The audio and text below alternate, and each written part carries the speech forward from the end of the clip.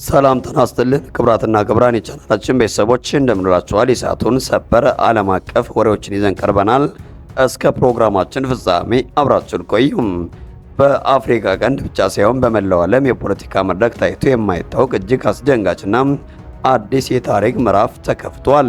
እስራኤል ለዓመታት የቆየውን ዓለም አቀፍ ዲፕሎማሲያዊ ልምድ በመጣስ ሶማሌላንድን እንደ ገለልተኛና ሉዓላዊ ሀገር በይፋ እውቅና የሰጠች የመጀመሪያዋ የዓለም ሀገር ሆና መመዝገቧን አስታወቀች። ይህ ውሳኔ በታወጀበት ቅጽበት በመላው ዓለም አቀፍ ዲፕሎማቶች ዘንድ ታላቅ ድንጋጤን የፈጠረ ሲሆን የእስራኤሉ ጠቅላይ ሚኒስትር ቢንያሚን ኔታንያሁ ከሶማሌላንድ ፕሬዝዳንት ጋር በቀጥታ ስልክ በመነጋገር የእውቅና ሰነዱን በይፋ ፈርሟል። ኔታንያሁ በንግግራቸው ወቅት ይህንን ዕለት ታሪካዊና የማይረሳ ሲሉ የገለጹ ሲሆን የሶማሌላንድን ወደ አብርሃም ስምምነት በማምጣት በአፍሪካና በመካከለኛው ምስራቅ መካከል አዲስ የኢኮኖሚ የደህንነት ድልድይ ለመገንባት ቃል ገብተዋል። የእስራኤል ጠቅላይ ሚኒስትር ቢንያሚን ኔታንያሁ ይሁን እንጂ የእስራኤል ደፋር እርምጃ ገና ሳይቆይ ከባድ የዲፕሎማሲ አውሎ ነፋስ አስከትሏል። ይህ በእንዲህ እንዳለ የእስራኤል የቅርብ ወዳጅ ተብለው የሚታሰቡት የአሜሪካው ፕሬዝዳንት ዶናልድ ትራምፕ የእስራኤልን ውሳኔ ለመደገፍ ፈቃደኛ ሳይሆኑ መቅረታቸው ሁኔታውን ይበልጥ አወሳስቦታል። ፕሬዝዳንት ትራምፕ የእስራኤሉን እርምጃ በይፋ ከመቃወማቸውም በላይ በጠቅላይ ሚኒስትር ቢንያሚን ኔታንያሁ ላይ ከፍተኛ የስላቅና የፌዝ አስተያየቶችን ሰንዝረዋል። ዋሽንግተን ከዚህ ውሳኔ ጀርባ እንደሌለችበት በግልጽ ያስታወቁት ትራምፕ የእስራኤል ድርጊት አሜሪካ በቀጠናው ያላትን ጥቅም፣ ስትራቴጂካዊ ግንኙነት አደጋ ላይ የሚጥል ነው በሚል ኔታንያሁን ክፉኛ ወርፈዋቸዋል። ይህ በትራምፕና በኔታንያሁ መካከል የተፈጠረውን ያልተጠበቀ መቃቃር ከሁለት ሀገራት መካከል ለዓመታት የቆየውን የጠበቀ ወዳጅነት ጥያቄ ውስጥ የከተተ አዲስ ክስተት ሆኖ ተመዝግቧል። በሌላ በኩል የአረብ ሀገራት ቁጣ እሳተ ገሞራ ሆኖ ፈንድቷል። የሳውዲ አረቢያ አልጋ ወራሽ መሐመድ ቢን ሰልማን የአረብና የእስላም ሀገራትን ተቃውሞ በመጋራት ላይ ይገኛሉ። ሶማሊያ ይህንን የእስራኤልን ውሳኔ በሉዓላዊነትና በግዛት አንድነት ላይ የተሰነዘረ ቀጥተኛና አደገኛ ጥቃት ስትል በከፍተኛ ቁጣ አውግዛለች። የሳውዲ አረቢያ፣ የግብፅ፣ የቱርክና የጅቡቲ መንግስትን በተመሳሳይ የእስራኤልን እርምጃ በመቃወም መግለጫዎችን ያወጡ ሲሆን ድርጊቱ የአፍሪካ ቀንድን ብቻ ሳይሆን መላውን መካከለኛ ምስራቅ ወደማያልቅ ቀውስና አለመረጋጋት ሊያመራ ይችላል ሲሉ አስጠንቅቀዋል። የአፍሪካ ህብረትን በበኩሉ የእስራኤልን ውሳኔ የህብረቱን መርሆች የጣሰ ነው በሚል ኮንኖታል። የጂኦፖለቲካ ለውጥ በቀጠናው ላይ የጦርነት ደመና ሊያጠላ እንደሚችል ስጋት የፈጠረ ሲሆን በተለይም ግብፅና ቱርክ እስራኤል በአፍሪካ ቀንድ የምታደርገውን እንቅስቃሴ እንደ ስጋት ተመልክተውታል። ሶማሌላንድ ዓለም አቀፍ እውቅና ለማግኘት ለበርካታ አስርት ዓመታት ስትታገል ቆይታለች። አሁን ከእስራኤል ያገኘችው እውቅና ለራሷ ትልቅ ድል ቢሆንም በቀጠናው ግን ለታላቅ ግጭት መነሻ ሊሆን እንደሚችል ተንታኞች እየገለጹ ይገኛሉ። ዓለም አቀፉ ማህበረሰብም አሁን አይኑን ዋሽንግተንና ቴል አቪቭ ላይ ያደረገ ሲሆን የኔታንያሁ ግትርና የትራምፕ ተቃውሞ ዓለምን ወዴት እንደሚያመራ የሚታይ ይሆናል። አድማጭ ተመልካቾቻችን እንግዲህ ቀደም ሲል የሰማችሁትን ዜና በተመለከተ እንግዲህ ዘወትር የተባባሪ እንግዳለን እሱም ላቀው ታረቀኝ ይባላል። እንግዲህ ቀደም ሲል ባነበብኩት ዜና ላይ እስራኤል የሶማሌላንድን እንደ ሀገር እውቅና መስጠቷን የተለያዩ ሀገራት መቃወማቸውን አውርተናል። ከነዚህ መካከል እንግዲህ የመጀመሪያ ሳውዲ አረቢያ፣ ግብፅ፣ ቱርክና ጅቡቲ እንዲሁም የአፍሪካ ህብረትም ሳይቀር የእስራኤልን ሶማሌላንድ እንደ ሀገር እውቅና መስጠት ተገቢ እንዳልሆነ በተለይም እዚህ አፍሪካ አካባቢ ላይ የምታደርገውን እንቅስቃሴ እንደ ስጋት ተመልክተውታል። ሁሉም ከራሳቸው ስጋት አንጻር ይህ ጉዳይ ተገቢ አይደለም የሚል ነው። እንግዲህ ትራምፕም አሜሪካ ከዚህ ጀርባ የለችም በእመኑኝ የሚል እንዲሁም ደግሞ የፕሬዝዳንት ኔታንያሁ ሶማሌላንድን እንደ ሀገር እውቅና መስጠቱ ተገቢ እንዳልሆነና ይሄም በዓለም አቀፍ ጂኦፖለቲክስ ላይ ውጥረት እንደሚያመጣ የሚል አስተያየት አቅርባለች። ስለዚህ አሜሪካ የለሁበትም የሚል ነገር ነው። ሳውዲ አረቢያም እነዚህ በርካታ የኢስላም ሀገራት በተለይ እነ ግብፅን እነ ሶማሊያን ጨምሮ እነ ጅቡቲን እነዚህ ሀገራትን ጨምሮ እያስተባበረች ጉዳዩ ተገቢ እንዳልሆነ የራሷን ስራ እየሰራች ነው የምትገኘው። ከዚህ አንጻር ላቀው ምን ትላለህ? የእስራኤል ሚኒስትር ቢንያም ኔታንያሁ ምን ፈልጎ ነው አሁን ወደ አፍሪካ ዙረዋል? እንግዲህ ምንድነው ኢንቴንሽኑ እዚህ አካባቢ ላይ ያለው ጉዳይ? ሐመዶ ስለሰጠኝ እድል አመሰግናለሁ። የእስራኤል ጠቅላይ ሚኒስትርና የሶማሌላንድ ፕሬዚዳንት አይ ቲንክ የፕሬዚዳንቱ አብዱራህማን መሐመድ አብዱላሂ ነው የሚባሉት መሰለኝ እሳቸው የሚመሩት መንግስት ማለት ነው። ጀስት ሶማሌላንድ አንዲት የሶማሌ ግዛት የሆነች ነገር ግን ዲፌክቶ ስቴት ላይ ያለች ሀገር ነች ሶማሌ። በዚህ ዲፌክቶ ስቴት ኢን ሚንስ ሶማሌላንድን ጨምሮ አንዳንድ የሶማሌ ሪጅኖች በዲፌክቶ ስቴት ውስጥ ያሉ ዲፌክቶ ስቴት ኢን ኤሰንስ ሚንስ ወይ ህዝብ አልወሰንም ወይ መንግስት መፍትሄ አልሰጠም የሶማሌ መንግስት የምትለው። ስለዚህ ዲፌክቶ ስቴት ከመሆናቸው የተነሳ ዩኒቲ እና ኢንቴግሬሽን ስለሌለ እንደገና ደግሞ የሶማሌ ፖለቲክስ ለፕሮቮክ ለማድረግም የተመቸ ስለሆነ ሰከን ብለህ መረዳት ነገር የሚባልም ያለበት አይደለም። ይሄን ሶማሌን እንደ ሀገር ስናስበው ማለት ነው።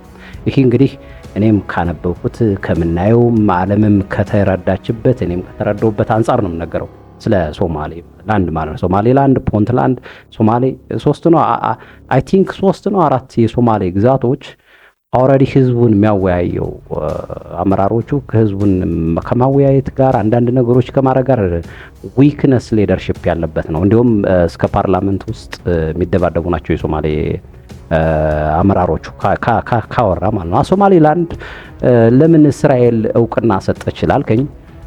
እስራኤል ምናልባት ፕሬዚዳንት ኔታንያሁ ምናልባት ጥያቄ ሄደውለት ነው፣ ይሄን አናውቅም። ጥያቄ ሄደውለት ሊሆን ይችላል ከሚስተር አብዱራህማን መሐመድ ሂዶለት ቢሆን አባይዘው በእስራኤል ብቻ ላንፈርድ እንችላለን።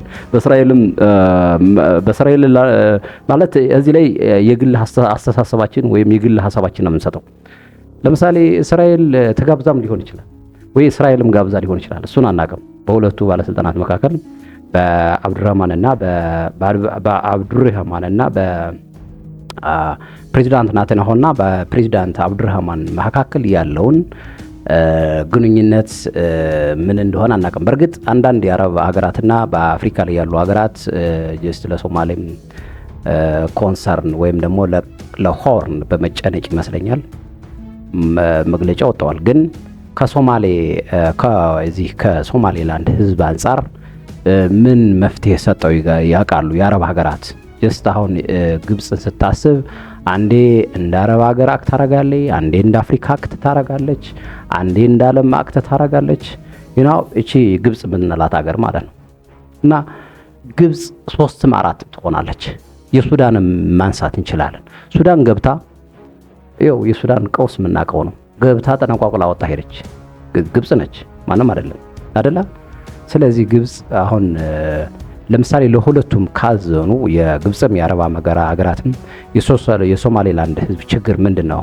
what is the occasion so what is happening why don't they are hearing each other these people የሚለውን ነገር እንትን አይሉም። አሁን ባለስልጣናትን መቃወም አለ በዚህ በአብዱራህማን አሁን እስከ አብዱራህማን እንግዲህ ካቢኔት ያለው ሰው ነው፣ ባለስልጣን ነው። ይሄ አብዱራህማን ሚስተር አብዱራህማን መሐመድ የሚባለው መሐመድ የሚባለው ሰው እንግዲህ ያው ከእስራኤሉ ጠቅላይ ሚኒስትር ከቤንጃሚን ኔታንያሁ ጋር ተገናኝቷል። ትራምፕም ይሄን ሀሳብ ለሶስትዮሽ እንደ ትሪያንግል ስፒች ብታረገው ኦልሬዲ ኔታንያሁ ሰነዱ ላይ ፈርመዋል። ሰነዱ ምንድነው? ሶማሌላንድ የሀገር በአብርሃም ስምምነት መሰረት ሶማሌላንድ እውቅና ሰጥቷል። ከዚህ አንጻር ነው አሁን ጉዳዩ በስልክ ነው ያወሩት። ነገር የዱብዳ ነው። አሁን ሌሎችም የአፍሪካ ህብረት እነ ጅቡቲም እነ ግብፅም እነ ሳውዲም ነገር የዱብዳ ነው አይነት ነገር የሚመስል ከምን አንጻር ነው ግን አሁን ሀገራቸው አሁን እነዚህ ግብፅ ለምሳሌ የራሱ ኢንትረስት ይኖራታል ብያለሁ። ግብፃው በተለይ ሱዳን ላይ የራሷ ችግር አለ። ሱዳን ላይ ሶልቭ አላደረገችም። አካት ነው እንጂ ግብጽ የምታረገው አቋሞችን አታስቀምጥም። በኢንስቲቱሽናላይዝድ ወይም ደግሞ በፎርማት በሆነ ኮንቬንስ የሚያደርግ የሆነ ኢንተርናሽናል የማኔጅመንት ሲስተም አውጣ እንደዚህ አርጉ አትልም። አሁን ለምሳሌ አንተና እኔ ሁለቱ ጓደኛሞች ወንድማሞች ብንጣላ ፎርማት አምጦ አንድ ሰው ሊያስታርቀን ይችላል። በፎርማት ይሄ ነው ችግር ይሄ ነው ምናምን እሱን ሀሳብ አታነሳም። ጀስት አሁን የግብጽ አንዱ ችግር እሱ ነው። ገብታ አንዱን አለሁ ትላለህ፣ አንዱን የለውም ትላለህ። የሳውዲስ ጉዳይ አሁን እነዚህ ሀገራትን ጀስት መርጃ አርጋ ነው ይሄ ነገር እየተቃወመች ያለችው። ለሌሎቹ ጠበቃ አይነት ነገር ሆና ቀጠናው ወደ ቀውስ ይገባል፣ እስራኤል ይህን ማድረግ የለባትም የሚል ነገር ነውና እንዴት ነው ሳውዲስ በዚህ ልክ? እንዲሁም ደግሞ የአፍሪካ ህብረት ይህን ተቃውሟል። ስለዚህ እነዚህ ነገሮች ላይ እስኪ በደንብ እናውራ። እኔ እንግዲህ እንደሚመስለኝ አቴና ነግሬያለሁ። በሁለት አገር ወይም ደግሞ ካቢኔት ውስጥ በሁለት መሪዎች ካቢኔት ውስጥ የሚደረግ ንግግር ሊኖር ይችላል ብያለሁ። ምናልባት የሶማሌላንዱ ፕሬዚዳንት አብዱረህማን በራሱንም በነጻነት ነው የሚንቀሳቀስ። ይሄ አመራር ነው ሰውየው አይደለ? ሶማሌላንድን እየመራ ያለ ሰው ነው በሰዓቱ ማለት ነው። አሁን ዲፌክቶ ስቴት ነች ሶማሌ ያለችው ሀገሪቱ ራሱ ዲፌክቶ ስቴት ነች። ዲፌክቶ ስቴት ሚንስ ኢን ኤሰንስ ሚንስ የተወሰነ የነሱ የካቢኔት የሚመራ ቡድን አይሆንም ብለዋል። የተወሰነ ቡድን ደግሞ አገሪቱ ሶማሌን እየመራል ታላች ሀገሯን ታላቋን እቺ ሶማሌ የምትባለውን ሀገር እየመራ ያለ ማለት ነው። ስለዚህ አሁን ሶማሌላንድ፣ ፑንትላንድ ምንድነው ሌላ እንዴት ሀገር ደግሞ አለች በሶማሌ ውስጥ። እነዚህ 7 ነው 8 ያልተግባቡባቸው ነገሮች አሉ። ስለዚህ በዚህ ሀሳብ ውስጥ ኦልሬዲ እኮ ይህ ሀሳብ ማን እንደጋበዘ አይታወቅም። ዶክተር ዋራምሳይ ለምሳሌ የሶማሌላንድን ፕሬዚዳንት ናቴናሁ ጋብዞት ነው ወይስ ናቴናሁን የሶማሌላንድ ፕሬዚዳንት ጋብዞት ነው? ማን እንደጋበዘ አናውቅም። ናቴናሁ ነው የጋበዘው ወይስ ደግሞ አብዱረህማን ነው የጋበዘው? ኦኬሽኑን አናውቅም። ለምሳሌ የተስማሙበት ምንድን ነው? አገርነት እውቅና የተሰጠበት ምክንያት ምናልባት የሶማሌላንድ ሕዝብ ችግር አለ፣ አግሪካልቸር ሊሆን ይችላል፣ ኢኮኖሚ ሊሆን ይችላል። አሁን ያወሩበትም ስለዚህ ነው። ስለ ገቨርንመንት ሪጂናል ኤንድ ኢንተርናሽናል ዴቨሎፕመንት በሚለው ነው ሲያወሩ። እውቅና ሰጠኝ ብሎ ከዚህ አብዱረህማን ልኮ ሊሆን ይችላል ለናተናው ገብቷል የሚለው ዋራምሳይ አሁን ላይ ሲያወሩ ኢንተርናሽናል ማርኬት አክሰስ ለማድረግ አግሪካልቸርም አብሮ ለመስራት የህዝቡን ችግር ሶልቭ ለማድረግ ነው ያሉት አብዱረህማንም ሚስተር አብዱረህማንም ሚስተር ናቴናሁ ማለት ነው። ስለዚህ ሁለቱም ኦልሬዲ ማን እንደጋበዛ አታውቅም፣ ግን በዚህ ሀሳብ ላይ እየተዋዩ ነው። ግን ግብጽም ሳውዲም የሶማሌላንድ ህዝብ ችግር ምንድን ነው? የአመራሮች ውስጥ ችግር ምንድን ነው? ከሶማሌ ካለችው ከታላቋ ሀገር ሶማሌ ላይ ማለት እስኪ ዞሮ አሁን ካለን ሰዓት አንጻር እንደማጠቃለያ አሜሪካም በዚህ ስምምነት ጉዳይ ላይ አቋሟን አሳይታለች። ተገቢ እንዳልሆነ የለውበትም የሚመስል ነገር አለ። ምንድነው? ትራምፕ በጣም ተሽኮረመሙ እዚህ ላይ የለውበትም ብለው ኔታንያሁ ላይ ተሳልቀዋል። ምንድነው ጉዳዩ? ናቴናሁን ሳስበው ናቴናሁ ከፕሬዚዳንት ትራምፕ ጋር ተገናኝተው የሚሰሩ ሰዎች ናቸው እና ለምን ነው ናቴናሁ የለውበትም ናቴናሁ ከተስማማበት ላይ የለውበትም ብሏል ትራምፕም እኮ በባለፈው ከዛሬው በፊት ለሶማሌላንድ እውቅና ሰጥቻለሁ የሚል መሪ ናቸው ባይሰው ሲፈልጉ ማለት ነው። እንግዲህ ትራምፕ ምናልባት ስለ ሶማሌ የአሜሪካን ነው ወክሎ ሊናገርም ይችላል ላይናገርም ይችላል። እንግዲህ የራሱ ሐሳብ ይኖረዋል።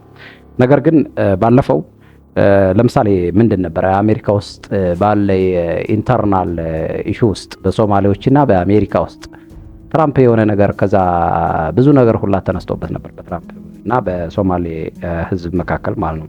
ስለዚህ ትራምፕ አገበኝም ነው ሊል የሚችለው።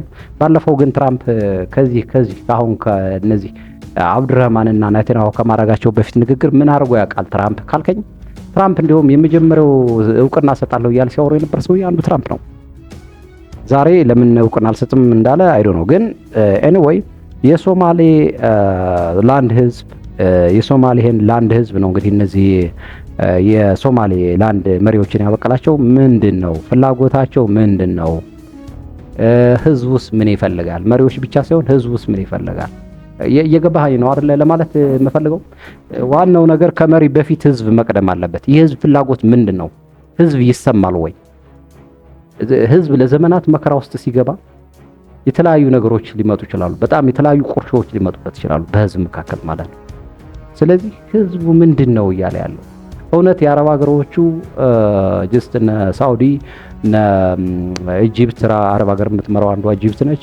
እነሱ የመፍትሄ አቅጣጫ ያስቀምጣሉ ወይ?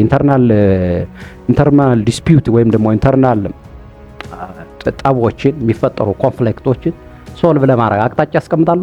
አያስቀምጡም። አብዛኛውን ጊዜ የምታስቀምጠው አሜሪካ ነች ወይ ድሮ ላይ እንግሊዝ ነበረች። አሁን ዝም ብለው ይሄ ነገሮቹ እንደዚህ እስራኤልና ሶማሌላንድ ስላወሩ ብቻ ፕሮቮክ አድርገው የአንድ ሰሞን ወሬ ለመውራት ካልሆነ በስተቀር ለምሳሌ ህዝቡ የሶማሌላንድ ህዝብ እየተገዛ ነው በእነ አብዱራህማን። ስለዚህ ጤና ይፈልጋል፣ አግሪካልቸር ይፈልጋል፣ እድገት ይፈልጋል፣ ኢንተርናሽናል ትሬድ ይፈልጋል፣ ትምህርት ይፈልጋል። ገብቶሃል? ይሄን ያግዙታል ወይ ነው አሁን። ሶማሌስ ደግሞ ታላቂቱ የሶማሌላንድን ሀገር እንደ ሀገርነት የያዘችው ግዛቱ ሀገሬ ግዛቴ ነው የምትለው የህዝቡን ችግር እያየችው ነው ከመሪዎች ጋር ተያዘ። አይ ነው ምን አለ መሰለህ አሁን እስራኤል እንዳልከው በአግሪካልቸር፣ በጤና፣ በቴክኖሎጂ በኢንተርናሽናል ማርኬት ጉዳይ ላይ ከሶማሌላንድ ጋር ግንኙነት ብትፈጥር የሚጠላ የለም። አሁን እንዳይመስለኝ ከሆነ ዞሮ ዞሮ ይሄ ሶማሌላንድ ጉዳይ የብዙ ሀገር ጉዳይ ነው። አሁን ሳውዲም እንደምታያት ነው። ሳውዲም ጉዳዩ ተገቢ እንዳልሆነ እየገለጸች ነው። የራሷ ኢንትረስት ቢኖራል ነው። እስራኤል እዛ አካባቢ ያለውን ኢንቫይሮንመንት ብትይዝ ምናልባች ሳውዲ የራሷ ስጋት ሊኖራት ይሆናል። ግብፅም የራሱ ስጋት ሊኖረው ይችላል። እና አሁን እኔ ዋናው ነገር ቢሃይንድ ስሙዝ ሪሌሽንሽፕ ውጪ እሱ እንድታየው ነው የፈለግኩት። አሁን ነገርዬ ወደ ኮንፍሊክት አይወስድም ወይ ነው ፖለቲክስ የሚወስደው። አሁን ምንድነው መሰለህ ወደ ፖለቲክስ የሚወስደው እስራኤል በተለያየ ነገር ለምሳሌ ጠብ ሲመጣባት ፕሮቮክ ልታረግ ትችላለች። ባይዘው ሚድል ኢስቶችም እስራኤልን ፕሮቮክ አድርገው የሚያነሱት ፖለቲክስ አለ። በአንድ ላይ ተነስተው ማለት ነው። በእስራኤል ላይ የሚሰሩት ሻጥር አለ፣ እስራኤል ደግሞ በእነሱ ላይ የሚሰራው ሻጥር አለ። ስለዚህ እንደ ፖለቲክስ ይከታየ ለምሳሌ እስራኤልን የእስራኤል እንግዲህ ይህን ፖለቲክስ ነው ለማለት ወታደራዊ ግዛ ብታግዝ ነው የሚሆነው። እንደዚህ ፖለቲክስ ፈልጋ ነው ኮንፍሊክት ፈልጋ ነው የሚባለው። ከዛ ውጭ የህዝብን ጥቅም አስባ መጣ እስራኤል መስራ ከሆነ መስራት ነው ያለባት። ግን ሪኮግኒሽን መስጠቱን እሷ አይደለም መስጠት ያለባት፣ አንደኛው ህዝቡ ነው። ህዝቡ የራሱ የሶማሌ ህዝብ በዛው ሶማሌላንድ ህዝብ ሪኮግኒሽኑን መንግስት ሊሰማው ላይሰማው ይችላል። ያው የአፍሪካን ጉዳይ የምታውቀው ነው። የሚሰማ መንግስት ሊኖር ይችላል፣ ላይኖርም ይችላል።